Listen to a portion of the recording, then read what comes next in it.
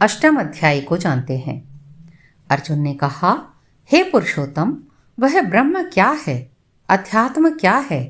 कर्म क्या है? अधिभूत नाम से क्या कहा गया है और अधिदेव किसको कहते हैं? हे मधुसूदन, यहाँ अधियज्ञ कौन से हैं और वह इस शरीर में कैसे हैं तथा युक्त चित्त वाले पुरुषों द्वारा अंत समय में आप किस प्रकार जानने में आते हैं? श्री भगवान ने कहा, परम अक्षर ब्रह्म है।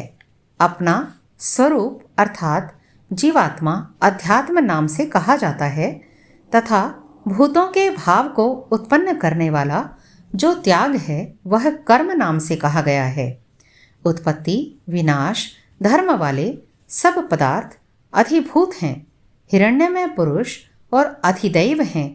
और हे देहधारियों में श्रेष्ठ अर्जुन, इस शरीर में मैं वासुदेव ही अंतर्यामी रूप से अधियज्ञ हूँ। जो पुरुष अंतकाल में मुझको ही स्मरण करता हुआ शरीर को त्याग कर देता है वह मेरे साक्षात स्वरूप को प्राप्त होता है, इसमें कुछ भी संशय नहीं है।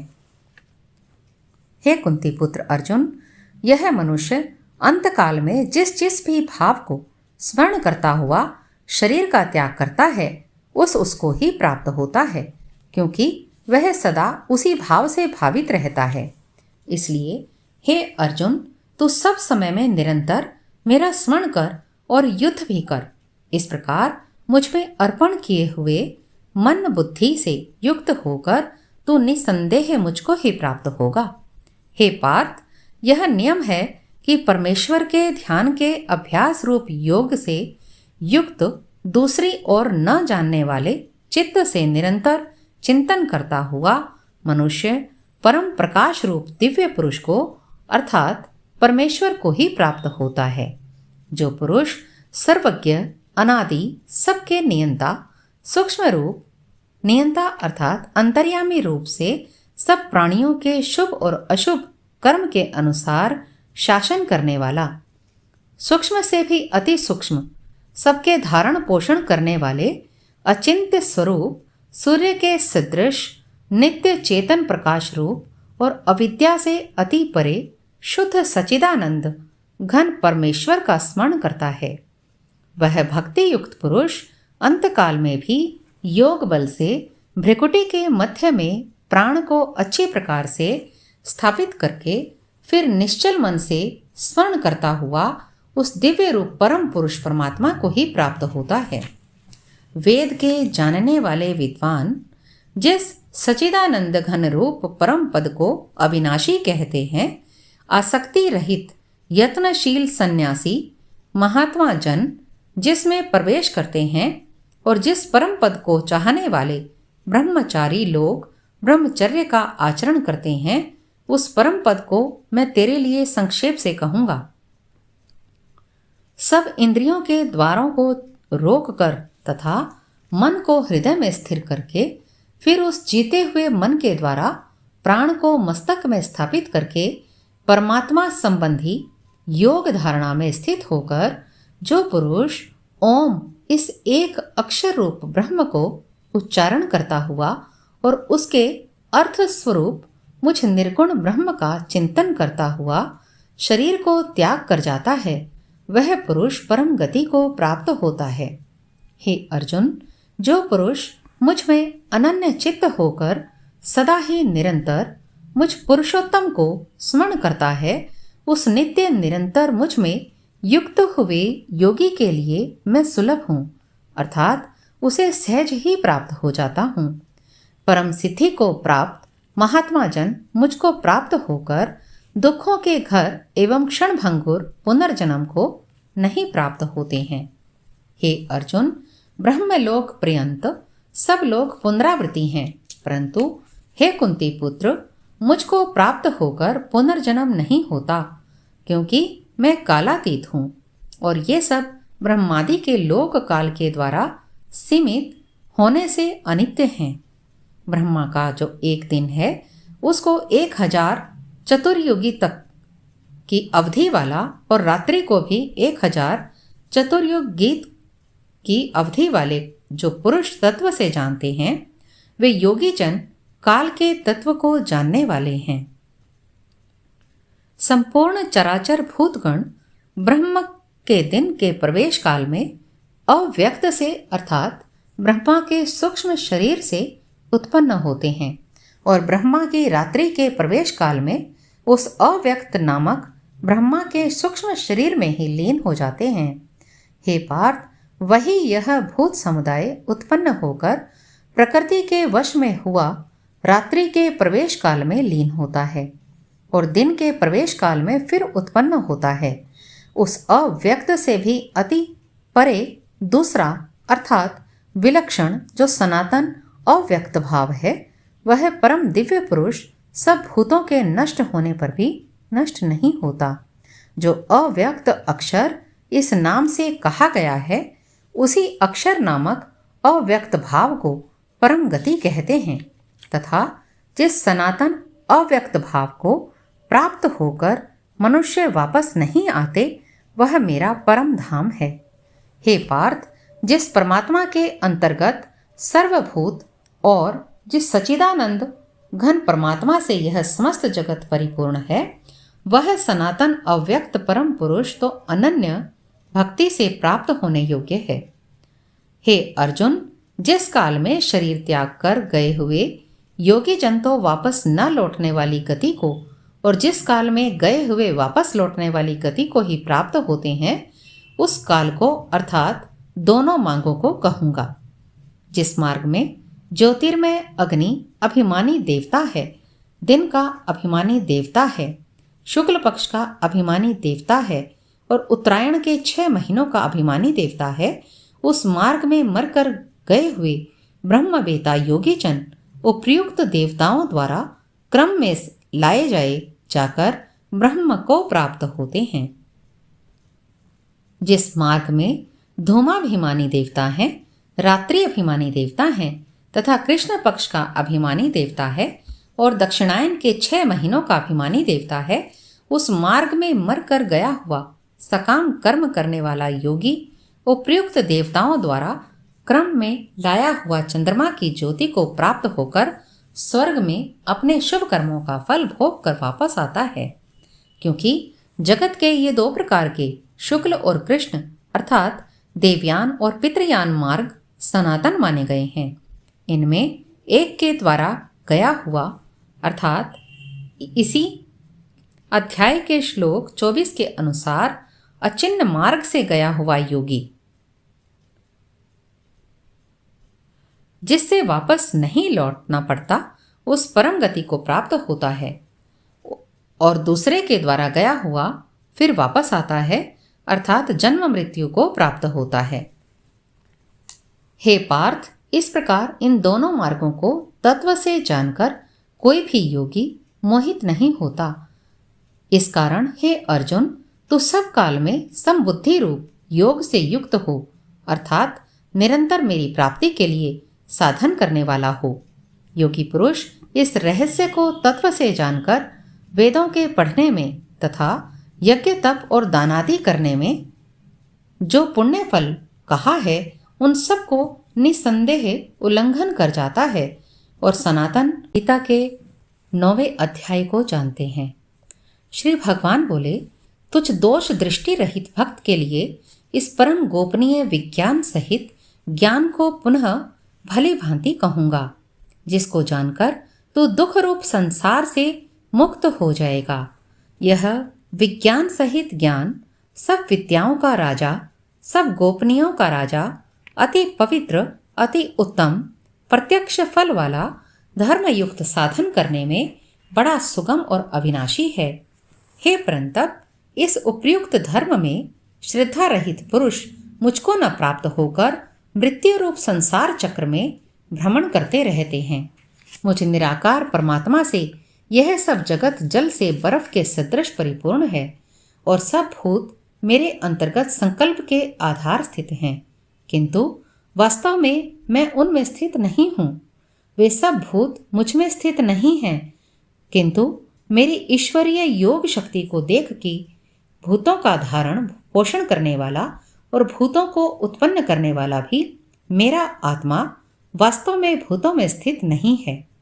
जैसे आकाश से उत्पन्न सर्वत्र विचरने वाला महान वायु सदा आकाश में ही स्थित है, वैसे ही मेरे संकल्प द्वारा उत्पन्न होने से संपूर्ण भूत मुझ में ही स्थित हैं, ऐसा जान। हे अर्जुन, कल्पों के अंत में सब भूत मेरी प्रकृति को प्राप्त होते हैं, अर्थात प्रकृति में लीन होते हैं, और कल्पों के आदि में उनको मैं फिर रचता हूँ। अपनी प्रकृति को अंगीकार करके स्वभाव के बल से परतंत्र हुए संपूर्ण भूत समुदाय को बार बार उनके कर्मों के अनुसार रचता हूँ। हे अर्जुन, उन कर्मों में आसक्ति रहित और उदासीन के सदृश, यानी जिसके संपूर्ण कार्य कर्तव्य भाव के बिना अपने आप सत्ता मात्र से ही होते हैं, उसका नाम उदासीन के सदृश है। स्थित मुझ परमात्मा को वे कर्म नहीं बांधते। हे अर्जुन, मुझ अधिष्ठाता के सकाश से प्रकृति चराचर सहित सर्व जगत को रचती है, और इस हेतु से ही यह संसार चक्र घूम रहा है। मेरे परम भाव को अर्थात परमात्मा भाव को न जानने वाले मूढ़ लोग मनुष्य का शरीर धारण करने वाले मुझे संपूर्ण भूतों के महान ईश्वर को तुच्छ समझते हैं, अर्थात अपनी योग माया से संसार के उद्धार के लिए मनुष्य रूप में विचरते हुए मुझ परमेश्वर को साधारण मनुष्य मानते हैं। वे व्यर्थ आशा, व्यर्थ कर्म और व्यर्थ ज्ञान वाले विक्षिप्त चित्त अज्ञानी जन राक्षसी, असुरी और मोहिनी प्रकृति को ही धारण किए रहते हैं। परंतु हे कुंती पुत्र, दैवी प्रकृति के आश्रित महात्मा जन मुझको सब भूतों का सनातन कारण और नाश रहित अक्षर स्वरूप जानकर अनन्य मन से युक्त होकर निरंतर भजते हैं।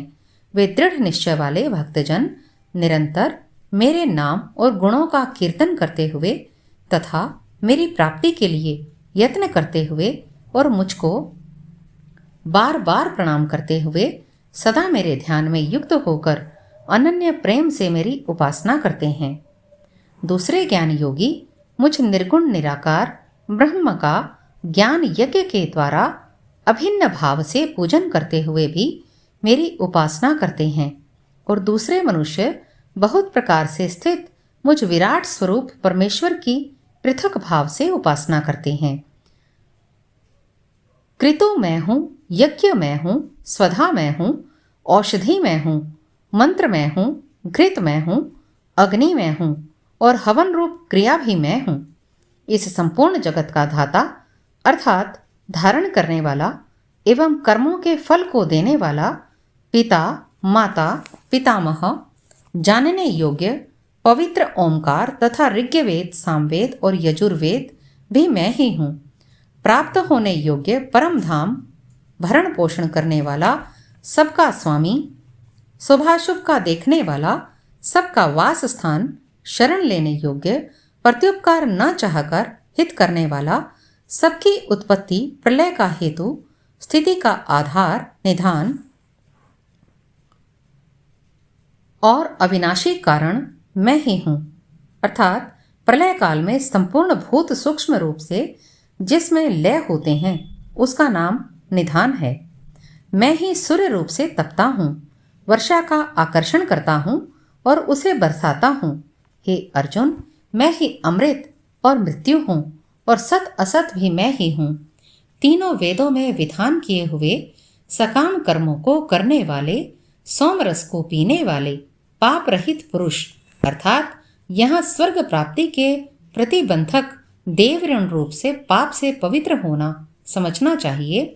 मुझको यज्ञों के द्वारा पूजकर स्वर्ग की प्राप्ति चाहते हैं वे पुरुष अपने पुण्यों के फल रूप स्वर्गलोक को प्राप्त होकर स्वर्ग में दिव्य देवताओं के भोगों को भोगते हैं। वे उस विशाल स्वर्गलोक को भोगकर पुण्य क्षीण होने पर मृत्युलोक को प्राप्त होते हैं। इस प्रकार स्वर्ग के साधन रूप तीनों वेदों में कहे हुए सकाम कर्म का आश्रय लेने वाले और भोगों की कामना वाले पुरुष बार बार आवागमन को प्राप्त होते हैं। अर्थात पुण्य के प्रभाव से स्वर्ग में जाते हैं और पुण्य क्षीण होने पर मृत्यु लोक में आते हैं।